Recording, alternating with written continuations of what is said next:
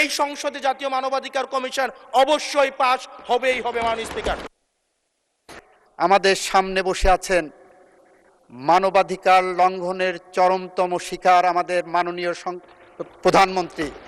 এই সংসদে আজকে যদি 2024 সালের মে মাস হতো আর এই বিলটি যদি উত্থাপন হতো, তাহলে এই সংসদের এমন একজন ব্যক্তি নাই যে এটার বিরোধিতা করত, প্রত্যেকে এটাকে সাদরে গ্রহণ করত। আজকে সময় পাল্টিয়েছে। আজকে 2008 সাল 2018 সালে আপনারা এই পাশে ছিলেন, আজকে ওই পাশে গিয়েছেন, আপনারা সংখ্যাগরিষ্ঠ হয়েছেন, আজকে এই বিলের বিরুদ্ধে আপনারা অবস্থান নিচ্ছেন। 2024 সালের কোনো এক মাসে, জুলাইয়ের আগে, এটা ফেব্রুয়ারি, জানুয়ারি, মার্চ, যদি এটা তৎকালীন ফেসিবাদ সময়ে যদি এই বিলটাকে 2025 সালের যে আপনাদের জাতীয় মানবাধিকার কমিশনের যে অধ্যাদেশটা আছে সেটা যদি এই সংসদে উত্থাপন করা হতো, 300 জন এখানে যারা যারা উপস্থিত আছেন প্রত্যেকেই চাইতেন এই জাতীয় মানবাধিকার কমিশনটা সেটা যেন পাশ করা হয়। কিন্তু আজকে সময় পাল্টিয়েছে, ঋতু পরিবর্তন হয়েছে, আজকে চেয়ার পরিবর্তন হয়েছে, দিক পরিবর্তন হয়েছে, আমরা জাতীয় মানবাধিকার কমিশনের বিরুদ্ধে আমরা অবস্থান নিচ্ছি।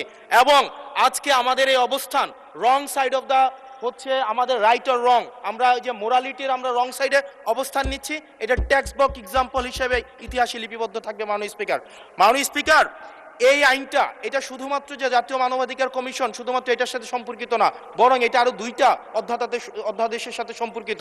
এটা গুম অধ্যাদেশের সাথে সম্পর্কিত এবং আমাদের যে জুলাই গণ অভ্যুত্থান দায় এবং হচ্ছে আমাদের দায়মুক্তির যে অধ্যাদেশটা রয়েছে সেটার সাথে সম্পর্কিত। আজকে 2025 সালের জাতীয় মানবাধিকার কমিশন এটাকে ল্যাপস করার মধ্য দিয়ে আদতে বাকি 2টা অধ্যাদেশকে অর্নামেন্টাল করে ফেলা হয়। এটাকে আদতে সরকার এই পরবর্তীতে অধ্যাদেশগুলোকে রাজনৈতিক দমন পীড়নে যে ওয়েপনাইজ করবে না সেটির কোনো নিশ্চয়তা নেই। মাননীয় স্পিকার, আমাদের সবচেয়ে বড়, আমরা ইতিহাস থেকে কোনো শিক্ষা নেই না। আমি এই সংসদে দাঁড়িয়ে এটা হিস্টোরিক্যাল ডকুমেন্ট হিসেবে থাকবে, এটা এই বছর পাশ না হোক, আগামী বছর পাশ না হোক, সংখ্যাগরিষ্ঠতার দোহাই দিয়ে হয়তো এটাকে ল্যাপস করা যাবে, কিন্তু এই সংসদে জাতীয় মানবাধিকার কমিশন অবশ্যই পাশ হবেই হবে। মাননীয় স্পিকার, ধন্যবাদ মাননীয় সদস্য। মাননীয় আইনমন্ত্রী, এখন আইনমন্ত্রীর turn. Want you speak, honourable minister? Yes, I want to. Let the I minister want to speak. reply.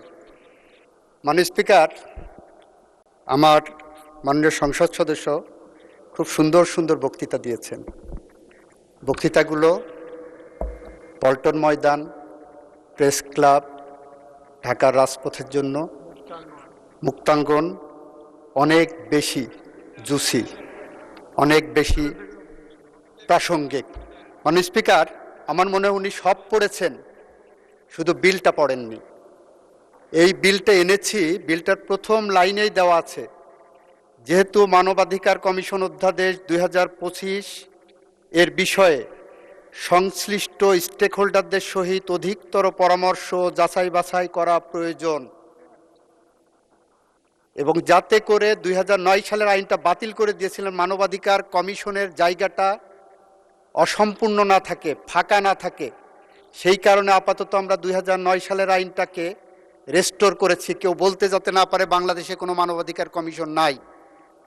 সুতরাং সব পড়লাম, প্রথম লাইনটাই পড়লাম না যে 2025 সালের আইনটা আমরা অধিকতর যাচাই বাছাই করার জন্যই এনেছি।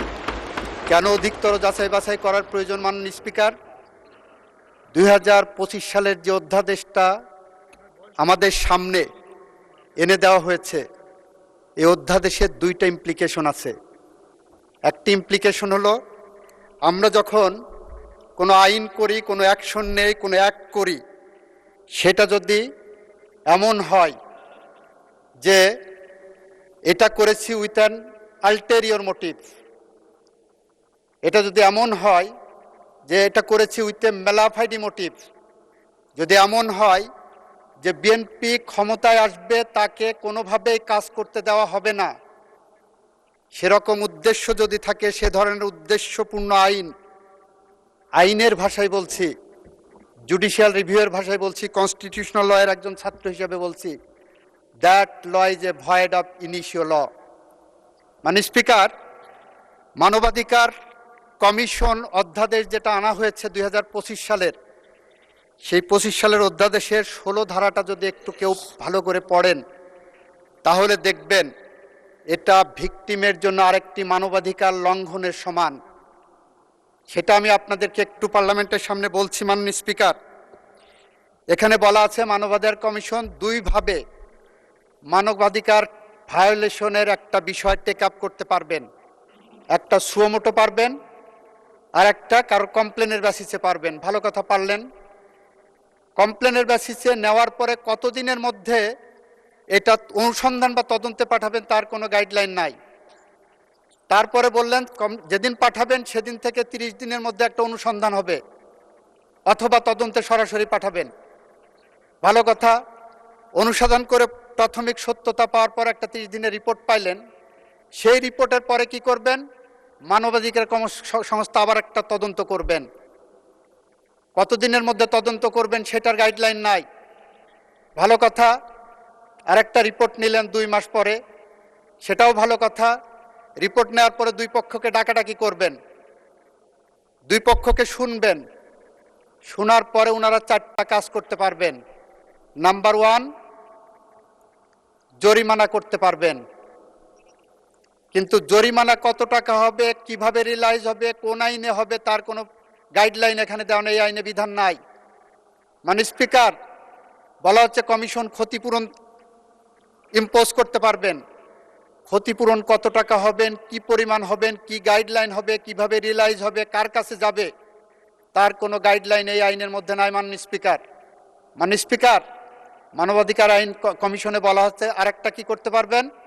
ওনারা সুপারিশ করতে পারবেন ওই ভিকটিম মামলা করতে পারবেন নাকি কোনো জায়গায় ধর্ণা দিতে পারবেন। 2 বছর মানবাধিকার কমিশনের পিছনে দৌড়ায় দৌড়ায় মনে হবে যে আমি মামলা করতে পারবো কি পারবো না, সেই কারণে সুপারিশ নেওয়ার জন্য মানবাধিকার কমিশনে যাওয়ার দরকার নাই। আমাদের মতো যারা বটতলার উকিল আছে মাননীয় স্পিকার, আমরাই বলতে পারি যে এটা মামলা যাবে কি যাবে না। মাননীয় স্পিকার, আর একটা কাজ করতে পারবেন, মানবাধিকার কমিশন বাদী হয়ে তার পক্ষে মামলা করতে পারবেন। প্রশ্নটা হলো, তদন্তের পরে মানবাধিকার কমিশন যখন আপনার মতো নিরপেক্ষ চেয়ারে বসে দুই পক্ষকে শুনানি দিচ্ছেন, শুনানির শেষে তারপরে আপনি যে বাদী হয়ে এক পক্ষের মামলা করলেন, can it be called a reasonable law? Can it be called a neutral law? Can it be called a just and proper law? এই প্রশ্নগুলো যখন আমাদের সামনে আসে মাননীয় স্পিকার, তখন আমাদেরকে বিলের প্রথম লাইনেই বলতে হয় মানবাধিকার কমিশন অধ্যাদেশ 2025 সংশ্লিষ্ট স্টেক হোল্ডারদের সহিত অধিকতর পরামর্শ যাচাই বাছাই করা প্রয়োজন। মাননীয় স্পিকার, এখানেই শেষ নয়। আমরা একটা আইন জানি, বাংলাদেশের ইতিহাসের সবচেয়ে জঘন্যতম অপরাধ, পৃথিবীর ইতিহাসের সবচেয়ে জঘন্যতম ইতিহাস হলো অপরাধ হলো গুম করা। সেই গুম করা সংক্রান্ত একটা আইন করা হয়েছে, গুম কমিশন আইন। মাননীয় স্পিকার, গুমের অপরাধকে এতটাই গুরুত্ব দিয়ে এই পার্লামেন্ট আইন পাশ করেছে যে যে কেউ গুম হলে তাকে মানবতা বিরোধী অপরাধের মধ্যে আমরা ফেলব। মাননীয় স্পিকার, সেই আইনটাকে ফ্রাস্ট্রেট করবে যদি আমি মানবাধিকার কমিশন এই আইনকে এইভাবে রাখি। কারণ এখানে বলা হলো, গুম কমিশন আইনে বলা হলো গুমের বিষয়ে তদন্ত করবেন মানবাধিকার কমিশন। তাহলে মানবাধিকার কমিশন কি করবেন? ওই যে তদন্তের কথা আছে, তদন্তের পরে যে তারপর ওনাদের কাছে পাঠাবেন। এবং গুম কমিশন বলে সেপারেট কোনো কমিশন তৈরি করা হয়নি বা স্কোপ রাখা হয়নি আইনে। গুম কমিশন বলতে যে ডেফিনেশন দেওয়া হয়েছে, সেই ডেফিনেশনের মধ্যে বলা হয়েছে গুম কমিশন মানে মানবাধিকার কমিশন। মাননীয় স্পিকার, আইনের এই অ্যাম্বিগুইটি থাকতে পারে না। আইন স্বচ্ছ হতে হবে, আইন পরিষ্কার হতে হবে। এটা ঐতিহাসিকভাবে বলছে যারা আইন বিশেষজ্ঞ, যারা আইন সম্পর্কে গবেষণা করেন, একটা আইনের মেয়াদ ধরা হয় আগামী 20 বছর পর্যন্ত জনগণ এই আইনটা গ্রহণ করবে। তারপরে যদি লাস্টিং করে সেটা করবে। ধরে নেওয়া হয় 20 বছর পর পর একটা আইন পরিবর্তন যোগ্য হবে। আমরা যে আইনটা পেয়েছি, অধ্যাদেশটা, সেই অধ্যাদেশের যে ফ্রডগুলো আছে, সেই কারণে মাননীয় স্পিকার আমরা বলছি সংশ্লিষ্ট স্টেক হোল্ডারদের সহিত পরামর্শ করিয়া অধিকতর পরামর্শ ও যাচাই বাছাই করা প্রয়োজন। মাননীয় স্পিকার, আমাদের মাননীয় স্বরাষ্ট্রমন্ত্রী ওই দিন বলেছিলেন, জুলাই সনদকে ইমপ্লিমেন্ট করতে হলে আসেন এই পার্লামেন্টে আমরা একটা বিশেষ সংবিধান সংশোধন কমিটি করি, একটা বিশেষ কমিটি করি, যেখানে সবগুলো আলোচনা আসবে, যেখানে অধিকতর যাচাই বাছাইয়ের প্রশ্ন আসবে, যেখানে মানবাধিকারের যারা ভিকটিম আছে তাদের সাথে পরামর্শের প্রয়োজন আসবে। আমরা কুড়িল বস্তিতে যাব, আমরা ঢাকা শহরের বস্তিগুলোতে যাব যেখানে সবচেয়ে বেশি মানবাধিকার লঙ্ঘিত হয়। আমরা রাজনৈতিক দলগুলোর কাছে ফেরত যাব যেখানে সবচেয়ে মানবাধিকার বেশি লঙ্ঘনের শিকার হয় যারা। আমরা সমস্ত শ্রেণী পেশার মানুষের সাথে মানবাধিকার লঙ্ঘনের শিকার যারা হয়েছে তাদের সবার সাথে আমরা এই সেশন অতিক্রান্ত হওয়ার পরে আমরা আলোচনার দ্বার উন্মোচন করব মাননীয় স্পিকার। এবং সেই কারণেই আমরা বলতে চাই, অধিকতর পরামর্শ যাচাই বাছাই ছাড়া এই আইন, এই অধ্যাদেশ পাশ করা সম্ভব নয় বলেই একই সাথে মানবাধিকার কমিশন যাতে বাংলাদেশে খালি না থাকে জায়গাটা, 2000 আইনটাকে রেস্টোর করতে বলছি। 2000 আইনের 9 আইনের সেকশন 3 যদি পড়েন আর 2025 অধ্যাদেশের সেকশন 3 যদি পড়েন, দুইটা আইনে নন অবস্ট্যান্টিক ক্লজ আছে, দুইটা আইনের অটোনমাস ক্যারেক্টার একই, দুইটা আইনেই বলা আছে এই কমিশন কোনো কারো কাছে দায়বদ্ধ থাকবে না। সুতরাং এত ভয় কিসের? 2000 আইনের সেকশন 3 এবং 2025 সেকশন 3 যেখানে সুপ্রিমেসি অব দি কমিশন দেওয়া হয়েছে, যেখানে কমিশনের ক্ষমতাটা বাড়ানো হয়েছে, আমরা সেই লক্ষ্য ধরে এগিয়ে যাচ্ছি। আমাদের চেয়ে মানবাধিকার লঙ্ঘনের শিকার বাংলাদেশের ইতিহাসে 1971 সালের পরে আর কেউ হয়নি। মাননীয় স্পিকার, মাননীয় স্পিকার, আমার সামনে যারা বসে আছেন আমার বন্ধুরা, তারা বিগত 17 বছরের মধ্যে অনেকেই 17 বছর মানবাধিকার লঙ্ঘনের শিকার হয়েছেন, অনেকের পরিবার মানবাধিকার লঙ্ঘনের শিকার হয়েছেন। আমাদের সামনে যারা বসে আছে তাদের অনেকেই মানবাধিকার কি জিনিস সেইটা হাড়ে হাড়ে টের পেয়েছেন। আমি আবারও বলছি, বাংলাদেশের ইতিহাসে মানবাধিকার লঙ্ঘনের শিকার সবচেয়ে বড় পরিবার হলো জিয়া পরিবার। বাংলাদেশের ইতিহাসে মানবাধিকার লঙ্ঘনের সবচেয়ে বড় পরিবার হলো বিএনপি পরিবার। বাংলাদেশের ইতিহাসের সবচেয়ে জঘন্যতম অপরাধের শিকার হলো বিএনপি পরিবার এবং জিয়া পরিবার। আমাদের সামনে বসে আছেন মানবাধিকার লঙ্ঘনের চরমতম শিকার আমাদের মাননীয় প্রধানমন্ত্রী। আমাদের মানবাধিকার সম্পর্কে বিন্দুমাত্র কোনো পিছুটান নাই। মাননীয় স্পিকার, আমরা বলতে চাই, বাংলাদেশে আর কোনো মা যাতে তার সন্তানকে ক্রসফায়ারের নামে না হারান, বাংলাদেশের আর কোনো মা যাতে জায়নামাজে বসে তার সন্তান ফেরার প্রতীক্ষায় বসে থাকেন, প্রতিদিন চোখের জল ফেলেন। আমরা চাই না বাংলাদেশে আর কোনো মানুষ মিথ্যা গায়েবী মামলা না শিকার না হন।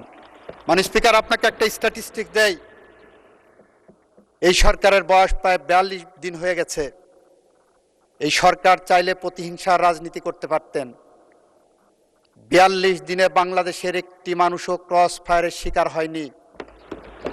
42 দিনে একটি মানুষও গুমের শিকার হয়নি। মাননীয় স্পিকার, মাননীয় speaker, childhood shows a man, morning shows the day.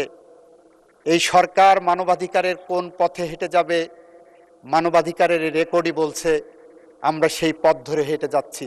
সুতরাং আমি আপনার মাধ্যমে মহান সংসদকে আহ্বান জানাবো, এই আইনটি পাশ করা হোক সবাই মিলে। আপনাকে ধন্যবাদ মাননীয় স্পিকার।